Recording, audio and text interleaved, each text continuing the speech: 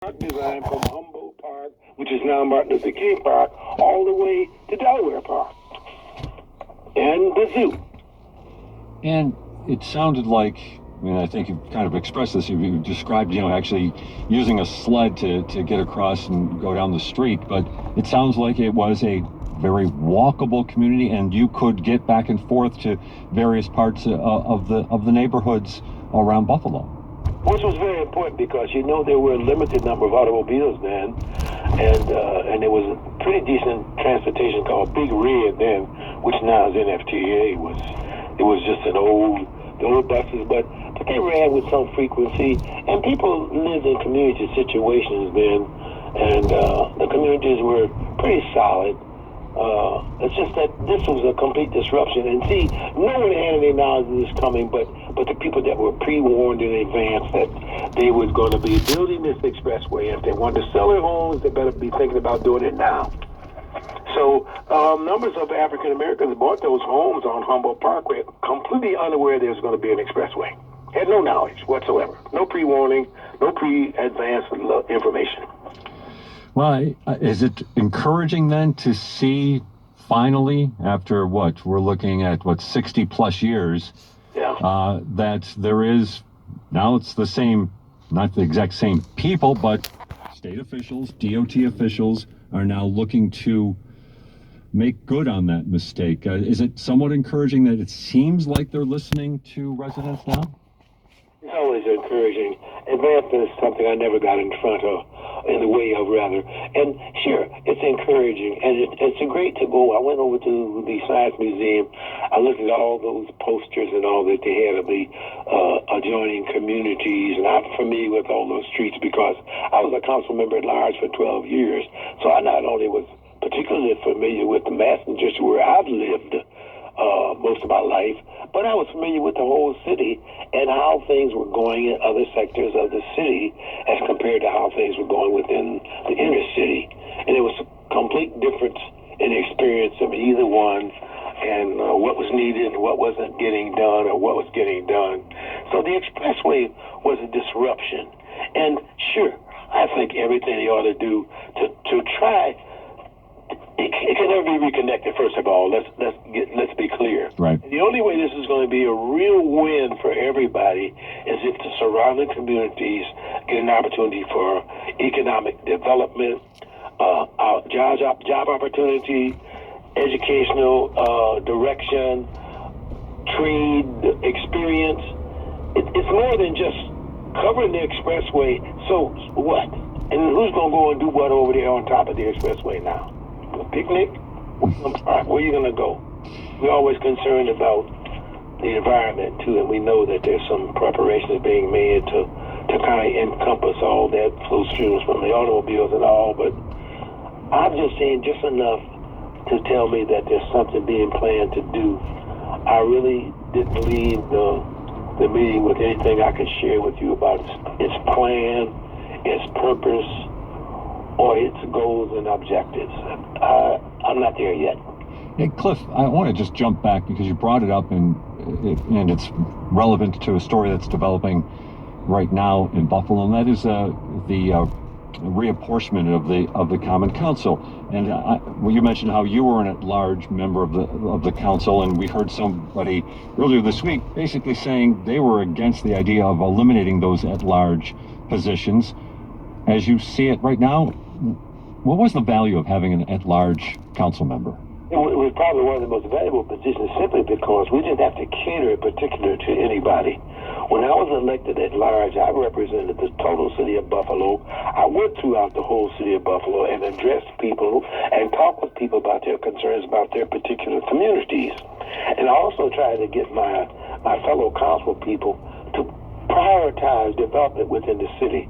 Let's do a district at a time, and within a 9-year period, we did considerable things to advance a particular district instead of splitting this thing up and dividing it and who gets this and who gets what. And it's always, it seems to be a need to do those things to please the people that vote for you so that you can get reelected. That didn't bother me from the beginning. Back to your thoughts about the possible covering of the Kensington, you seem skeptical about the idea. Let's say I'm going to wait and see. Yes, of course I'm skeptical. Anytime you do something that actually was a mistake when it was done from the beginning, do it the way it was done, and there was no advantage to it except to get people out of town quicker and get them to the airport quicker. That was one of the original goals, but that street now, there's thousands of cars that go over the Expressway. Nobody stops in the black community to do any business at all. So it hasn't been an advantage from that point of view. There's a lot of services, and because they put all these big outlying communities with multiple stores and all, that people find it's more convenient to go with this opportunity. But still, within the black community, there's not still a lot of the services that are not available or not readily available. There's still not a whole lot of finance being circulated within the black community. There's still a lot of development that needs to be done on Jefferson, on Fillmore, parts of Main Street. So, the job is still undone. There's challenges are there. God bless the governor, everybody else that's thinking about doing these things because they think it's creative and it kind of makes up for something that was done, but it has to be done carefully.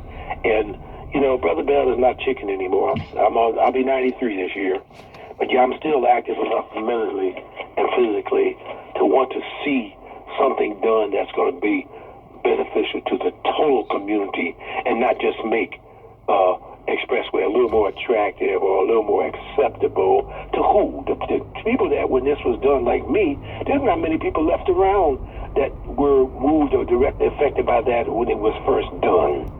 So people have gotten in a habit of living with this now for the last 50 or 60 years. Now all of a sudden, after living with this and trying to find our way back and forth, and someone says, we're going to reconnect that community. It's going to be almost impossible, as far as I can see it. And most certainly with those 93 years of experience, you have something on most of us in that regard. And you sound like you're pretty much thinking day to day about what's happening in the city of Buffalo. So let's maybe move just for a second beyond the Kensington. What could be really impactful for the neighborhoods of the east side of Buffalo? Well, some interesting ideas about how they can be built up so that it can be self-sustaining. It's difficult for a community if over half of the things that you need to get to or get done or get access to are not local, are not available to you within walking distance. The importance of the top store where this terrible incident took place. It was in a locale. It was convenient and offered the same or almost similar services as the other top stores throughout other communities. Not as big, not as well stocked and all at the time as others, because the thought was, well, it's not that much demand. We'll put a market over there. It'll be okay, and the people will go there and shop. True. We can use another one, but we also could use some opportunities for employment, for development of businesses, which means we need a lot of help that's needed in education and opportunity that still, to me, is a little bit lacking. And then finally, Cliff, these conversations that we've been having here on WBFO on Buffalo What's Next, all coming out of that May 14th tragedy at the Tops on Jefferson. I'm just curious, with your experience, do you sense the attention that has developed since then, that there's hope for that community, that there's hope that things are going to change for the better? I sense there's a little hope for the ability to communicate. See, one of the biggest problems we've always had in America, and it's not any different in Buffalo, is we've never communicated or had a conversation around slavery. And I don't care where you go or what you do, there's always an indirect relationship between what's been done today and what's been getting done for years. Martin Luther King said all men are caught in a network of mutuality tied to a single garment of destiny. And that whatever affects any one of us directly affects all of us indirectly. And he wants to say that nobody can be what they want to be until they're given the opportunity to be that person. And that's been repeatedly said, but it hasn't been used as a mentor for further development. Now, all the attention to all these beautiful people whose lives were sacrificed meaningless behind some hatred little mixed up child who's not only out there singularly, he represents millions of people today that have a similar feeling but wouldn't do the same thing that he did. And until people come to the place that we're all human beings, whether your color is black, green, or blue, we just can't get past black. It seems to be a hang-up that America can just not feel like they can escape.